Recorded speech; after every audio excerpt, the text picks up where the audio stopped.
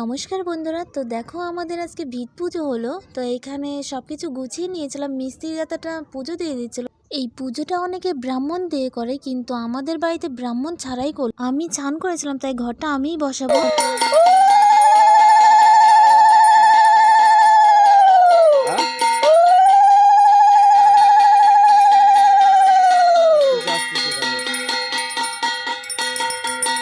ঘট বসানোর পরে কিছু নিয়ম কানুন ছিল, সেগুলো আমার বাবা করে নিচ্ছিল।